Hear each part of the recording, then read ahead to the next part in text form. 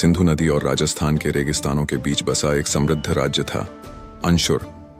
इस राज्य के राजा वीरेंद्र अपनी बुद्धिमत्ता और वीरता के लिए प्रसिद्ध थे, लेकिन उनके साम्राज्य की असली शान थी उनका दिव्य ताज।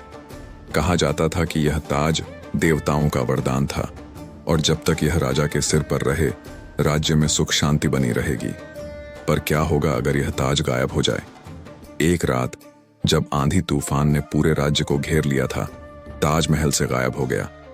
पहरेदारों ने कहा कि उन्होंने एक छायामय आकृति देखी थी, लेकिन कोई सबूत नहीं मिला। महल में हलचल मच गई। मंत्रियों ने विश्वासघात की आशंका जताई।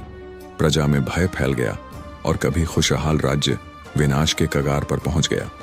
ऐसे में एक तपस्वी साधु महल के द्वार पर आए। भगवा वस्त्रों में लिपटे उनके सफेद बाल उनके चेहरे को ढक रहे थे। उन्होंने राजा से कहा, हे राजा वीरेंद्र, ताज न तो खोया है और न ही चोरी हुआ है। यह फुसफुसाहट की घाटी में आपका इंतजार कर रहा है। राजा वीरेंद्र के लिए यह बात अजीब थी, लेकिन उनके पास कोई और रास्ता नहीं था।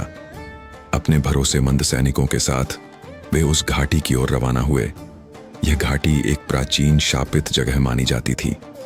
यात्रा के दौरान साधु ने राजा को एक डरावना सच बताया। ताज किसी साधारण व्यक्ति को नहीं चुनता।